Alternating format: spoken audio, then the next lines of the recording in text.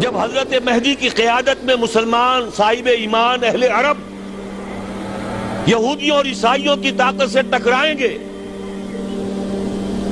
تو ان کی مدد کے لیے دو جانب سے اللہ تعالیٰ کچھ بھیجیں گے مدد. ایک تو آخری مرحلے میں مدد آئے گی حضرت مسیح عیسیٰ ابن مریم کا نزول، جو یہودیوں کی طرف رسول بنا کر بھیجے گئے تھے. انہیں یہودیوں نے اپنے خیال میں سولی پر چڑھا دیا، لیکن اللہ نے فرمایا وما صلبوہ وما قتلوہ ولکن شبہ لہم بل رفعہ اللہ الیہ. اللہ تو اپنی طرف اٹھا کر لے گیا. اور احادیث صحیحہ جو کہ ہمارے ہاں متواترہ کے درجے میں وہ احادیث جو صحیحین کی ہیں ان سے ثابت ہے کہ حضرت عیسیٰ ابن مریم دوبارہ زمین پر آئیں گے. اور یہودیوں کا سب سے بڑا سرغنہ جو خود مسیح ہونے ہی کا دعویٰ کر رہا ہوگا، مسیح الدجال، اسے حضرت مسیح قتل کریں گے. لیکن ایک دوسری حدیث سے معلوم ہوتا ہے کہ مشرق سے فوجیں آئیں گی حضرت مہدی کی مدد کے لیے. یخرجون ناس من المشرق یؤدون للمہدی یعنی سلطانہ. مشرق کی طرف سے فوجیں آئیں گی کہ جو مہدی کی حکومت کو مستحکم کریں گی. خراسان کا لفظ آتا ہے ایک دوسری حدیث میں. خراسان سے سیاہ عالم چلیں گے، انہیں کوئی نہیں روک سکے گا یہاں تک کہ وہ یروشلم میں جا کر نصب ہو جائیں گے. اور حضور کے زمانے میں اچھی طرح سمجھ لیجئے ہند کسے کہتے تھے حضور کے زمانے میں؟ پاکستان ہند میں شامل نہیں تھا.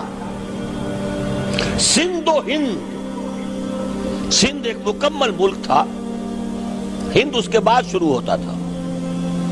یہ راجپوتانے کا اور تھر کا ڈیزرٹ جو ہے اس سے آگے جو ہندوستان ہے وہ ہند تھا. یہ جو ہمارا پاکستان ہے یہ ہمیشہ ہند میں شامل نہیں رہا. حضور کے زمانے میں بالخصوص سندھ و ہند، دریائے سندھ چلا آ رہا ہے. یہ ساری ٹریبیوٹریز جو پنجاب کے اندر اس کی ہیں یہ سب ایک علیحدہ ملک ہے جو اس زمانے میں سندھ کہلاتا تھا. اور نمبر 2 یاد کیجئے اس زمانے میں خراسان ایک علاقہ تھا جس میں موجودہ افغانستان کا 2/3، تھوڑا سا حصہ ایران کا، اور جہاں تک میں تحقیق کر سکا ہوں آج تک پاکستان کا بھی علاقہ خاص طور پر مالاکنڈ ڈویژن جو اس خراسان میں شامل ہے. خراسان سے سیاہ عالم چلیں گے جو جا کر یروشلم میں نصب ہوں گے. یہاں بھی ایک نقطہ نوٹ کر لیجئے، پہلے بھی یروشلم ہم سے چھینا تھا. کس نے چھینا تھا؟ عیسائیوں نے، کروسیڈرز. واپس کون لیا؟ کس نے لیا؟ عربوں میں دم نہیں تھا، عرب عیاشیوں کی وجہ سے کھوکھلے ہو چکے تھے. واپس لینے والا صلاح الدین ایوبی، کرد خون. اب دوبارہ یروشلم لیا جا چکا. چھینا کن سے گیا؟ عربوں سے. عرب واپس لے سکتے ہیں؟ کوئی اندیشہ اگر ہو سکتا تھا عراق کے بارے میں کہ شاید اس کے ایٹمک دانت نکل آئے، جو سازش کی گئی، جس طرح اس احمق اور پاگل صدام حسین کو دام میں پھنسایا گیا. صدام 100 جال، دام کہتے ہیں جال کو، 100 اس میں جو پھنسا ہے تو اگلا پچھلا کھایا پیا سب اگلوا لیا. اور ہے ہی کون؟ اس کے پاس ایٹمک ہتھیاروں کا ذخیرہ موجود ہے اور کسی کے وہ ایٹمک دانت بھی نکلنے نہیں دے رہے. پاکستان کے اوپر کتنا دباؤ، اور ہمیں نہیں پتا کتنا کچھ دباؤ قبول کیا جا چکا. یہ تو سبھی مانتے ہیں. کیپ کر دیا گیا، روک دیا گیا، آگے تو نہیں بڑھ رہا، یہ تو سبھی مانتے ہیں. رول بیک بھی ہو گیا یا نہیں کچھ پتہ نہیں. لیکن کسی صورت یہ نہیں تسلیم کریں گے، قبول کریں گے کہ کسی مسلمان ملک کے پاس ایٹم بم آ جائے. یہودیوں کے پاس ذخیرہ موجود، سب جانتے ہیں. بہرحال یہ جان لیجئے اس علاقے سے امید ہوتی ہے سندھ اور خراسان. حالات بہت خراب ہیں ہمارے، اور حالات بہت خراب ہیں افغانستان کے بھی، لیکن حالات کے بدلتے اللہ تعالیٰ کی مشیت کے تحت دیر نہیں لگا کرتی. سیرت نبوی میں مجھے نظر آتا ہے سن 10 میں 10 نبوی ہجرت سے 3 سال پہلے 2.5 سال پہلے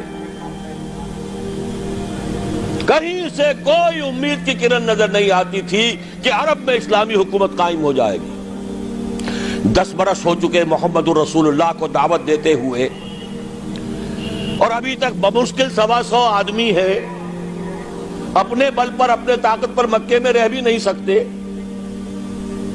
کیسے ہو جائے گا؟ کہاں سے ہو جائے گا؟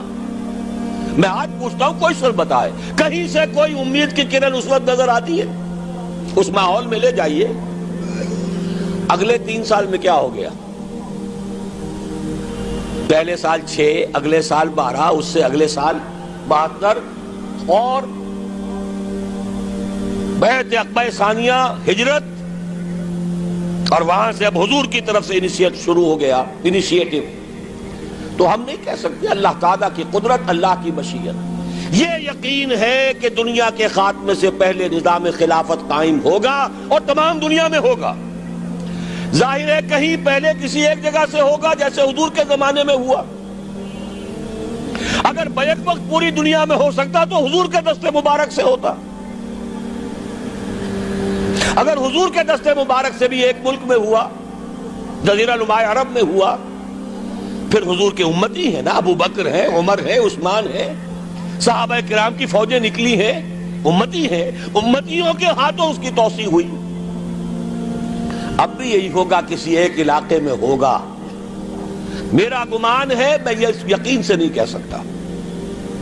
گمان بھی میرا ان احادیث کی روشنی میں ہے جو میں نے آپ کو بتا دی اور موجود ہے اس کتابچے کے اندر. علامہ اقبال نے بھی انہی کے حوالے سے کئی کہا ہے، میرے عرب کو آئی ٹھنڈی ہوا جہاں سے، میرا وطن وہی ہے، میرا وطن وہی ہے. اس علاقے سے کچھ ہونے والا ہے اور ہوگا انشاءاللہ. میری زندگی میں نہ ہو، آپ کی زندگی میں نہ ہو، کوئی پرواہ نہیں. حضرت حمزہ تو شہید ہو گئے غزوہ احد میں. 5 سال کے بعد حضور مکے میں داخل ہوئے ہیں فاتح کی حیثیت سے. حضرت حمزہ کی نگاہوں نے، ان آنکھوں نے تو نہیں دیکھا، عالم ارواح میں اللہ نے کیا مشاہدہ کرایا ہوگا انہیں، وہ تو ہمیں معلوم نہیں. بعض صحابہ شہید کر دیے گئے مکے ہی میں. بہت بڑی کامیابی. اپنی جان لگا دیں، اپنے آپ کو کھپا دیں، اپنے آپ کو مٹا دیں. جس طرح روڑی کوٹ کر بنیادوں میں بھر دی جاتی ہے، ہماری ہڈیوں کا چورا بنا کر اور ہمارے خون کے اندر اسے گوندھ کر اگر وہاں ڈال دیا جائے، اس سے بڑی سعادت کوئی نہیں. اس پر تعمیر ہو خلافت علی منہاج النبوہ کی، ہم اس کی بنیاد کے اندر دفن ہو جائیں، یہی بہت بڑی سعادت ہے. لیکن یہ ہوگا. میں نے عرض کیا تھا کہ یقین ہے مجھے کہ ہوگا، اور ہر صاحب ایمان کو یقین ہونا چاہیے کہ ہوگا. باقی یہ کہ یہ آثار ہیں اور احادیث بھی ہیں، اور 400 برس کی تاریخ بھی بتاتی ہے کہ یہیں سے ہوگا. 1000 برس تک سارے مجددین امت عالم عرب میں پیدا ہوئے. 11ویں صدی کا مجدد اعظم شیخ احمد سرہندی کہاں دفن ہے؟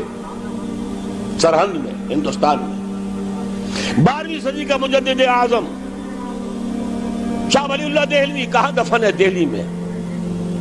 13ویں صدی کا مجدد اعظم سید احمد بریلوی، ان کی تو قبر بھی معلوم نہیں، لیکن ان کا خون جذب ہوا دریائے کنہار میں، اور ان کے سینکڑوں ساتھیوں کی لاشیں اس بالا کوٹ کے مقام پر.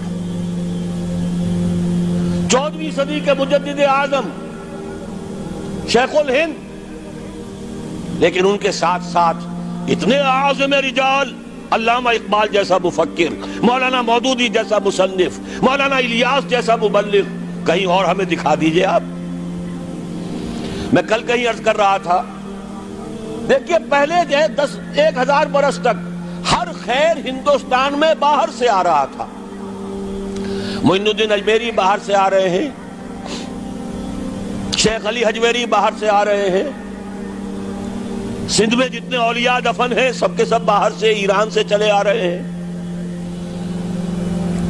لیکن جیسے ہی 11ویں صدی شروع ہوئی، ریورس ہو گیا آرڈر۔ اب سلسلہ مجددیہ نقشبندیہ اب ہندوستان سے نکل کر پھیل رہا ہے۔ پورا افغانستان، پورا ترکستان، تمام یہ ترک ریاستیں جو آزاد ہوئی ہیں ابھی USSR کے خاتمے کے بعد، یہاں تک کہ سائپرس، جزیرہ قبرص، پورا ترکی جو اب بھی ہے موجودہ ترکی، سلسلہ مجددیہ نقشبندیہ کہاں سے چلا؟ ہندوستان سے پھیل گیا پورے عالم اسلام۔ مفکر، علماء دین اور تمام علوم دینی کا مجدد شاہ ولی اللہ دہلوی، خالص ترین جہاد فی سبیل اللہ دور صحابہ کے بعد جماعت مجاہدین جام شہادت نوش کیا، سینکڑوں ہمارے مجاہدین۔ پھر 14ویں صدی میں اقبال جیسا مفکر، مودودی جیسا، دوبارہ دوہرا رہا ہوں، مصنف، مولانا الیاس جیسا مبلغ، مجھے تو کہیں نظر نہیں آتا۔ تمام مسلمان ممالک آزاد ہوئے، کہیں اسلام کا نام نہیں لگا، نہ سیوکارنوں نے نعرہ لگایا، نہ کہیں کسی اور نے نعرہ لگایا۔ عربوں نے بھی عرب نیشنلزم کا نعرہ لگایا، اسلام کا نعرہ نہیں۔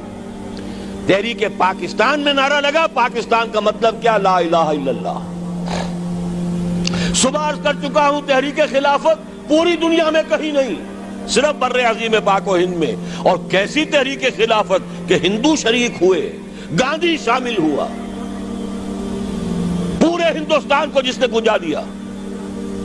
یہ دوسری بات ہے کہ جب خود مصطفیٰ کمال نے ختم کر دیا تو اب کیا کرتے؟ مدعی سست گواہ چست۔